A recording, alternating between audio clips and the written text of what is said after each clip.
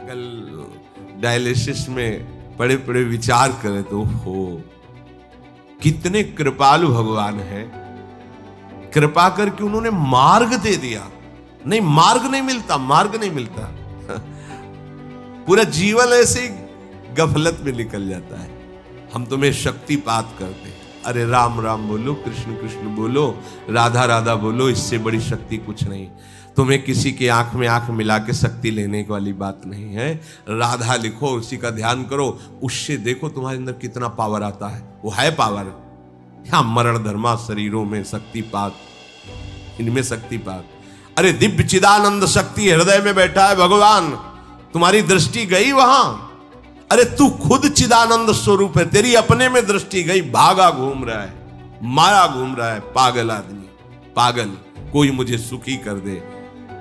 अरे सुख तेरा स्वरूप है, तेरे अंतर में। कहां भागा घूम रहा है? कौन सुखी करेगा? जिसको तू समझता है सुखी कर देगा, वो खुद सुख से बाहर है। सुख क्या क्षेत्र है समझ में नहीं आता। बुरा लगेगा, बात समझ लो।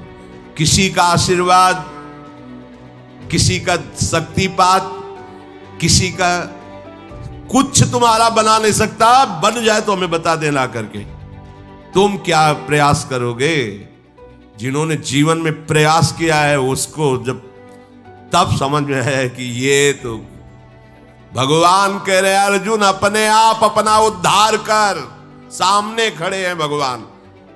बात समझ में नहीं आ रही? तुम्हारा कोई उद्धार कर देगा, तुम्हारा कोई कल्याण कर देगा, किसी का आशीर्वाद तुम्हारा मंगल कर देगा। भूल जाना है सब बातें। कृष्ण कृष्ण कहो, राधा राधा कहो, किसी के आशीर्वाद की जरूरत नहीं। इस राधा नाम से जो शक्ति तुम्हारे अंदर आएगी वो ऐसी चिदानंदमयी होगी।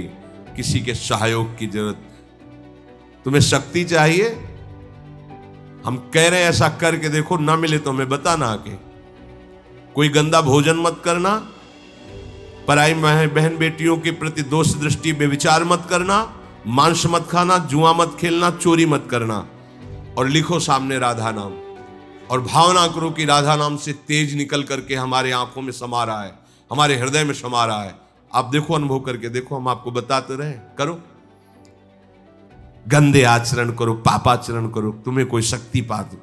अरे सर्वशक्तिमान भगवान यहाँ छाती में बैठे, यहां बैठे, कुछ नहीं बन पा रहा है। तुम जब तक उनका चिंतन नहीं करोगे तब तक कुछ है। तुम्हारे अंदर इतनी शक्ति है कि महान शक्ति का दाता भगवान अधीन हो जाएगा। कहां मारे घूम रहे हो? किसके सामने मारे घूम रहे हो? समझो, समझो तुम क्या हो, पहले समझो। तुम भगवान के अंश हो। अब तुम्हें कोई शक्ति नहीं दे सकता, क्योंकि तुम स्वयं शक्ति स्वरूप हो। तुम अपनी शक्ति को पहचान ही नहीं। भगवान के बच्चे हो तुम। तुम्हें किसी से भीख मांगने की जरूरत है? बस भूल गए अपने स्वरूपों को। ये व्यवहार है, हाथ रखना, प्रणाम करना, नमस्कार करना, ये एक व्यवहार है। परमार्थ है हृदय देश में भगवान का चिंतन करना। ये बात कम समझ में आएगी, क्योंकि आजकल लोगों को स्वयं में साधना करने की बात नहीं आती। तुम जंतुर बना दो, 5 लाख का घोषित कर दो, 5 लाख आ जाएंगे, और उनको विश्वास दिला दो कि इस जंतुर से तुम्हारा शनिचर नष्ट हो जाएगा और बढ़िया रुपया आने लगेगा, अलवा भी भीड़ लग जाएगी। और राधा राधा बोलो, नहीं समझ में आएगा। जिससे वास्तविक तुम मंगल स्वरूप हो जाओगे। तुम्हारा मंगल हो जाएगा नहीं, तुम मंगल स्वरूप हो जाओगे। तुम मंगल करने वाले बन जाओगे, तुम सुख देने वाले बन जाओगे। पर समझ में नहीं आता। सत्य मार्ग किसी की समझ में नहीं आता। कोई बिरला ही होता है सत्य मार्ग पर चल दे। आप लिखो अपने सामने राधा, और ऐसा भावना करो, और हमें बताना। आप यह माइक से कह रहे हैं, बताना आप आके कि आपको क्या अनुभव हो रहा है। अगर आप बुरे आचरण करोगे तो हम फिर नहीं बात कहते। आप जैसे कह रहे वैसे चलो, सालों की बात नहीं करे, कुछ दिनों में आपको आभास होने लगेगा कि मेरे अंदर क्या आ रहा है। बस लिखो सामने राधा नाम, और भावना करो कि जैसे सूर्य तेजों में किरणें फेंकता है, ऐसे राधा नाम से किरणें आ रही और हमारे अंदर सामर्थ्य बढ़ रही। भावना करो तो आपको अनुभव में आने लगेगा। सत्य वस्तु की तरफ चलो, सत्य मार्ग की तरफ चलो, भ्रम में मत भटको। ये बड़ा भ्रम फैला रहा है कलयुग। प्रभु के नाम से, प्रभु के रूप से, प्रभु के धाम से, प्रभु की लीला से, प्रभु से बिलक करके आज तक किसी का सुख हुआ हो तो बता देना।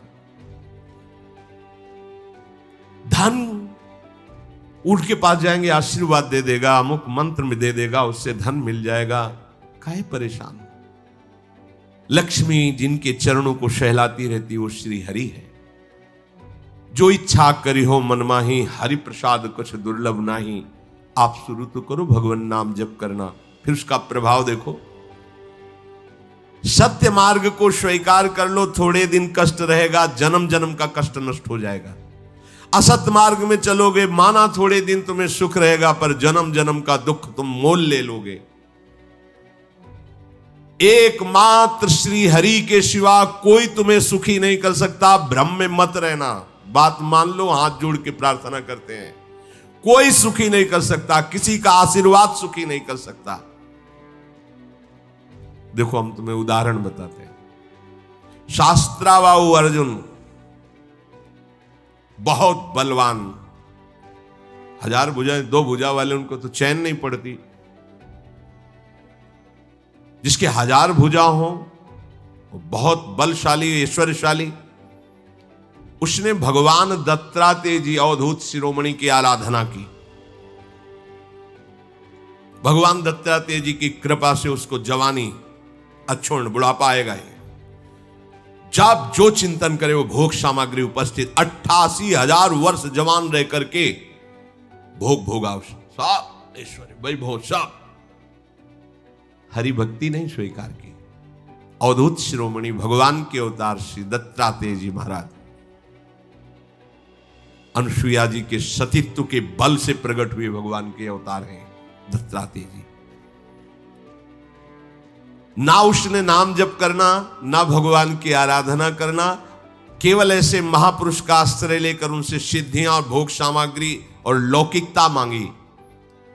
उस लौकिकता का घमंड ऐसा बढ़ा कि ऐसा महत अपराध कर दिया जो कभी नहीं करना चाहिए। ध्यानस्थ बैठे हुए जमदग्नि जी और उनके साथ अभद्र व्यवहार करके गला उतार लिया। इतना बड़ा ये अपराध है, इसी अपराध का दंड पूरे विश्व को भोगना पड़ा। 21 बार फरसे से काट काट करके पूरे भूमंडल के जो आसुरी स्वभाव के राजा छत्र थे, कुंड के कुंड खून के भर दिए भगवान परशुराम जी ने। है वंश का विनाश कर दिया। क्या हुआ? इतने बड़े महापुरुष का सेवक आश्रय लेने पर ऐसी दुर्गति, ऐसी बुद्धि की एक ब्रह्म ऋषि का गला उतार ले लिया, जमदग्नि जी का। ऐसी बात। जमदग्नि जी के आश्रम में गए, जमदग्नि जी ने खड़े होकर स्वागत किया कि राजा भगवान का स्वरूप होता है। अब अपनी सेना के साथ थे तो गाय, दिव्य गाय थी, कामधेनु स्वरूपा। बस आदेश कर दिया कि स्वागत किया जाए। सेवक प्रकट हो गए, सामग्री प्रकट हो गई गौ से और पूरी। तो उन्हें पता लगा कि ये राज वैभव तो हमारे पास भी इतना तत्क्षण नहीं हो सकता, ये कैसे हो रहा है? तो उनका ये सब गाय का चमत्कार है। बोले ऐसी गाय तो राजाओं के पास होनी चाहिए, अपहरण कर लो। कैसी धृष्टता! वो अपने तपोबल से, भगवत भाव से तुम्हारा आदर कर रहे, तुम्हें तो प्रणाम करना चाहिए। जबरदस्ती अपहरण कर लिया। इतना द्वेष बढ़ गया कि गर्दन उतार दी जमदग्नि जी की। परिणाम में क्या हुआ? हम ये समझा रहे कि किसी का आशीर्वाद तुम्हारा मंगल नहीं कर सकता। और साधु महात्मा तो भगवान का आश्रय लेकर, संत महात्मा ये तो भगवान के अवतार है दत्तात्रेय जी। इनका संग, इनकी सेवकाई और इनकी कृपा पर क्या हुआ? क्या परिणाम क्या हुआ? ऐसा वैभव, ऐसा ऐश्वर्य। एक दिन नर्मदा में खेल रहा था शास्त्राबाहु अर्जुन, ऐसे भुजाएं उल्टा नर्मदा दिग्विजय करने के लिए दशानन रावण शिविर लगा था, डूबने लगा। बोले ऐसे उल्टा बाढ़ कैसे आ गई? बोले वो शास्त्राबाहु अर्जुन स्त्रियों के साथ जल केली कर रहा है, ऐसे कर दिया तो पूरी धारा बंद हो गई। कैसा है शास्त्राबाहु अर्जुन? रावण भी चलत दशानन डोलत। और सामने गए तो जैसे कोई खिलौने को पकड़ ले, ऐसे पकड़ लिया, रावण को घुड़साल में जाके बंदी बना के डाल दिया। दिग्विजय करने पुलस्त्य ऋषि आए, प्रार्थना की, तब शास्त्राबाहु अर्जुन ने उसे छोड़। इतना बलशाली। परिणाम क्या हुआ? अगर आप लोगों को लगता है किसी के हाथ रखने से, किसी के आशीर्वाद से कुछ काम बन जाता है, भूल मत करना। राधा राधा राधा राधा सब बात बन जाएगी, संशय मत करना। भजन ना करने पर संत महापुरुषों की कृपा भी होगी तो उसका परिणाम क्या होता है देख लो ना आप। और अगर भजन कर रहे हो तो वास्तविक संत महापुरुष की कृपा के अधिकारी बन जाओगे। आशीर्वाद मांगने की जरूरत नहीं है। इतने अव्यक्त महापुरुष हैं, वो अपने आप आपको निहाल कर देंगे। मान लो कहीं से भी प्रकट हो जाए, कहीं से भी। यह दिव्यता का अनुभव तभी होता है जब आश्रित होकर भजन करोगे तो बड़े बड़े दिव्य महापुरुष आने लगते हैं और अपना परिचय बताते हैं, मैं अमुक ऋषि हूं, मुझे अमुक नाम से संबोधन किया जाता है, आप ऐसा करो, आप ये जपो, आप ये सावधानी रखो, वो सब बता जाते हैं। आशीर्वाद मांगने की जरूरत नहीं, करना आपको पड़ेगा भजन। भजन से ही बात बनेगी। मेरी प्रार्थना मान लो, ये भागना दौड़ना बंद करो कि कोई आपको दुख से निवृत्ति दिला देगा। किसी की भी ताकत नहीं दुख से निवृत्ति तुम्हें दिला सके। एकमात्र गरज कर कहते हैं कि भगवान नाम में ताकत है, भागने की जरूरत नहीं। सदा सदा के लिए दुख का नाश हो जाएगा। करो, जब करो। जब ऐसी बात करो तो फिर प्रश्न आते हैं कि भजन में मन नहीं लगता और सेवा में रुचि नहीं है, तो नरक की तैयारी कर लो भैया। सीधी बात है, मुंह चुपरी बात नहीं। भजन नहीं करोगे, भगवत सेवा नहीं करोगे, मनमानी आचरण करोगे तो उसके लिए फिर व्यवस्था अलग, दंड विधान है। आपको भजन करना पड़ेगा, आपको सुधरना पड़ेगा। कोई नहीं सुधार सकता। तुम्हारे हृदय में भगवान बैठे फिर भी तुम दीन दुखी और दुख पा रहे हो ना, तो किसका और तुम सहारा लेना चाहते हो? जब भगवान बैठे हैं हृदय में फिर भी तुम्हारा मंगल नहीं है, फिर भी आनंद नहीं है, तो उसमें कमी क्या है? तहां वेदस कारण राखा, भजन प्रभाव संत श्रुति भाग। भजन भजन, राधा राधा राधा राधा राधा, देख लो करके आप करो तो यही तिजोरी खुल जाएगी, यही हृदय में ही। ऐसी संपत्ति है प्यारे, निहाल हो जाओ। ये कोई संपत्ति है बाहर की? अरे अभी तो तुम्हें संपत्ति का परिचय ही नहीं मिला है। ये संपत्ति है कूड़ा करकट, इसे संपत्ति समझते हो। संपत्ति जब खुलेगी तो नाच पड़ोगे। अभी तिजोरी में चाबी लगाओ नाम की, राधा राधा राधा। जब परम धन खुलेगा हृदय से, निहाल हो जाओगे। सतरति सतरति सा लोकांतारयति। विश्वास करो, अपना घर श्री वृंदावन धाम है। प्रिया प्रीतम हमारे स्वामी हैं, हम उनसे बिछुड़ गए, संसार में भटक गए।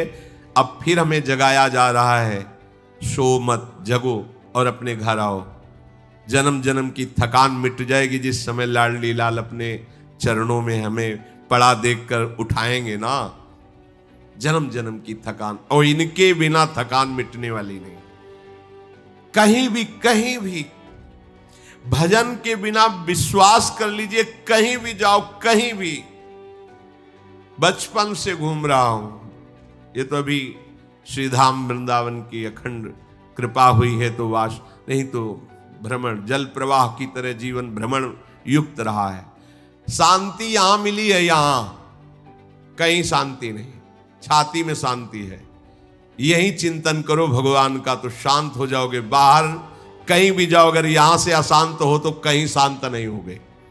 और यहां शांति है तो जहां तुम अशांति समझते हो वहां चलो और देखो भला अशांति छू जाए तो कहना। और यहां अशांत है तो जहां शांति समझते हो चलो, देखो शांति का अनुभव हो तो बताना। नहीं, सारा खेल यहां का है। हृदय ही हमारा अशांत है, हृदय ही हमारा शांत है। ये हमारे हाथ की बात है। अगर अशांति का चिंतन करोगे तो अशांत रहोगे, शांति का चिंतन करोगे तो शांत रहोगे। शांत है प्रभु शांताकारम, अशांत है संसार, संसार का चिंतन करने वाला अशांत। तो अशांतस्य कुतः सुखम, अशांत को सुख का अनुभव कहां हो सकता है? सावधान। प्रभु आगे के श्लोक में कह रहे हैं, शास्त्र युग पर्यंत महर्यद ब्रह्मणो विदुः रात्रिम युग शास्त्रांताम तेहो रात्र विदो जनाः। जो मनुष्य ब्रह्मा के 1000 चतुर्युगी वाले एक दिन को और 1000 चतुर्युगी वाली एक रात्रि को जानते हुए मनुष्य ब्रह्मा के दिन और रात्र को जानने वाले कहे गए हैं। ये जानने के लिए इसलिए भगवान संबोधन कर रहे हैं कि ब्रह्मा की भी एक सीमित आयु है, इसके बाद वहां भी सब नष्ट हो जाएगा, ब्रह्मलोक भी नष्ट हो जाएगा, ब्रह्मा भी अंतर्ध्यान हो जाएंगे। ये जानने का तात्पर्य कि सब नाशवान, थोड़ा ज्यादा उम्र उनकी है, अपनी थोड़ा कम है। 1000 चतुर्युगी वाली एक रात्र, 1000 चतुर्युगी वाला एक दिन ब्रह्मा का कहा जाता है। समय का यहां वर्णन करते हैं। परमाणु सबसे छोटा हिस्सा, परमाणु, जब 2 परमाणु मिलते हैं तो उसे एक अणु कहते हैं, और जब 3 अणु, समझो, जब 2 परमाणु मिलते हैं तो एक अणु कहते हैं, और जब ऐसे 3 अणु मिलते हैं तो उसे त्रिसरेणु कहते हैं। जो झरोखे में सूर्य की किरण आ रही हो उसमें देखो छोटे छोटे उड़ते दिखाई देते हैं, उसे कहते हैं त्रिसरेणु। और जो 3 त्रिसरेणुओं के पार करने में सूर्य जितना समय लगाते हैं उसे त्रुटि कहते हैं। छोटी छोटी जो, तो कितना समय, बहुत त्रुटि माने बहुत थोड़ा समय। शुरू हुआ है परमाणु से, अत्यंत सूक्ष्म। 100 त्रुटियों का एक वेद, 3 वेदों का एक लव, 3 लवों का एक निमेष, ये 3 लवों का एक ये निमेष हो गया, और 3 निमेष का एक क्षण, 5 क्षण की एक काष्ठा, 15 काष्ठाओं का एक लघु, 15 लघुओं की एक नाड़िका, 6 नाड़िकाओं का एक प्रहर, और 8 प्रहरों का एक दिन रात होता है मनुष्य का। 8 प्रहर का एक दिन रात, 15 दिन रातों का एक पक्ष होता है, कृष्ण पक्ष शुक्ल पक्ष, दोनों पक्षों का एक मास होता है, और 6 मासों का एक अयन, उत्तरायण दक्षिणायन, और दोनों अयनों का एक वर्ष होता है। ये हमारी आयु का, समय का वर्णन किया गया है। एक मनुष्य के जो वर्ष व्यतीत होते हैं, 1 वर्ष, उसमें देवताओं की एक दिन रात्रि होती है। हमारे 1 वर्ष, उनके 1 दिन 1 रात्रि। उत्तरायण दिन और दक्षिणायन रात्रि होती है, 6 महीना। हमारी जो दिन रात्रि है उसकी क्या गणना है, सोचो। हमारा साल व्यतीत हुआ तब उनकी एक दिन रात्रि होती देवताओं की।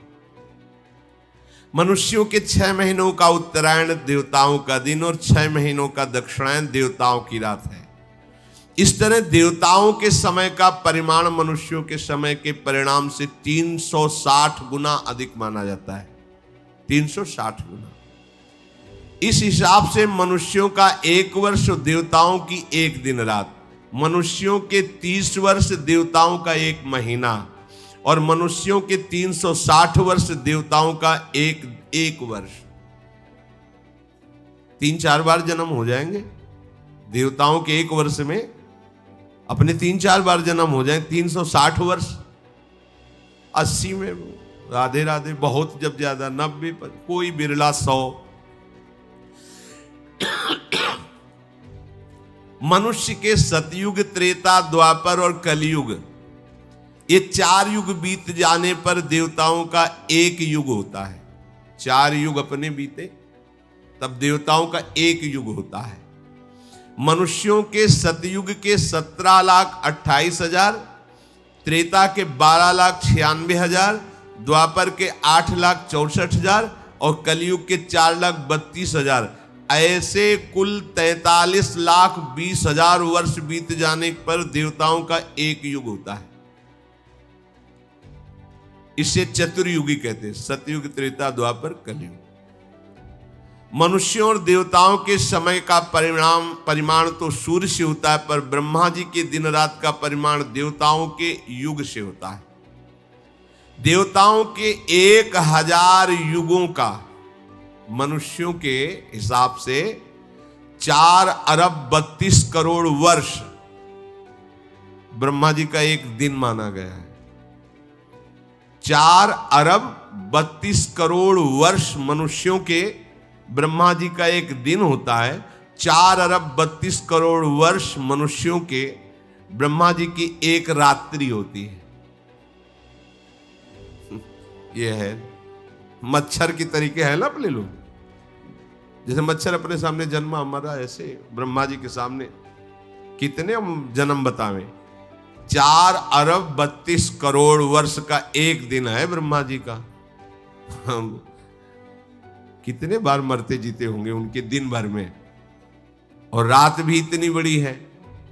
ब्रह्मा जी के इसी दिन को सर्ग या कल्प कहते हैं, रात को प्रलय कहते हैं। ऐसे 100 वर्ष की आयु ब्रह्मा जी की है। ब्रह्मा जी को भी पधारना पड़ेगा, ब्रह्मलोक भी भस्म हो जाएगा, नष्ट हो जाएगा, बचा क्या। जैसे हमें तुम्हें 100 वर्ष की, 80 वर्ष, 80 वर्ष, अरे 50-60 व्यतीत हो गए, कुछ पता ही नहीं चल रहा। 50-60 वर्ष ऐसे व्यतीत हो गए, अब पता नहीं अगले कितना समय है कि नहीं। ऐसे ही ब्रह्मा जी को भी पता नहीं चलता। दुकान फैलाते फैलाते शाम हो जाती है, समेटते समेटते रात खत्म हो जाती, फिर दुकान फैलाओ, यही है चल रहा है। ब्रह्मा जी का काम कैसा है, जैसे एक दुकानदार पूरी दुकान फैला दी, अब फैलाते फैलाते समय लगा, कुछ समय क्रय विक्रय, फिर समेटना शुरू कर दिया, शाम आ गई, फिर समेट लिया, ऐसे रोज करते रहते हैं। पर उनका रोज 4 अरब 32 करोड़ वर्ष का एक दिन है। ज्यादा खास नहीं उनको लगता, अपने को लगता है। जैसे अपने यहां 1 वर्ष व्यतीत हुआ, तो ब्रह्मा जी के यहां उस समय का अनुमान भागवत में वर्णन है। कमल की पंखुड़ी को ऐसे सुई से छेदो वहां, तो यहां 1 वर्ष व्यतीत हो गया। वो बलराम जी की पत्नी का क्या नाम था, रेवती। रेवती के पिता महाराज रैवत, ये बड़े तेजस्वी तपस्वी पुण्यात्मा, इनके जैसा कौन होगा। तो ये सीधे 2-4 लड़के देखे तो पता नहीं चल पाया, तो उन्होंने कहा ब्रह्मा जी से पूछ लेते कि बिटिया के भाग्य में कौन दूल्हा लिखा है आपने। वहां गए, वहां नृत्य हो रहा था, तो कुछ क्षण रुके, नृत्य पूरा हुआ, तब ब्रह्मा जी से प्रणाम करके कहा, हाँ कैसे आए रेवती। बोले वो बेटी के लिए दूल्हा ढूंढ रहा था, तो अमुक अमुक कुल के राजाओं के राजपुत्रों को देखा, पर समझ में नहीं आ रहा किसके साथ। तो हम कहा आप ही से पूछ लें, सीधे भाग्य बता दो कि उसके साथ है तो हम कर देंगे। बोले उनकी तो कुल परंपरा नष्ट हो गई। बोले अभी तो आए थे। बोले जितनी देर में तुम यहां नृत्य देखते रहे ना, वहां युगों के युग निकल गए मृत्यु लोक में, कुल परंपरा खत्म हो गई, वो तो है ही नहीं। अब तो द्वापर युग चल रहा है, भगवान का अवतार हुआ है, अनंत फणधारी भगवान शेष बलराम जी के रूप में होते, जाओ दूल्हा है उनको ब्याह कर दो। ये है दशा समय की। हम अपने को बहुत मानते हैं, हाँ अभी जिएंगे कुछ कर लेंगे। मच्छर है मच्छर। वहां देखो 4 अरब 32 करोड़ का एक दिन है, और यहाँ भुनगे की तरह जीवन हमारा है। गर्व कितना कर रहे हैं, वही है कूप मंडूक, कुएं का मेढक, उछल उछल, इतना बड़ा समुद्र, इतना बड़ा समुद्र।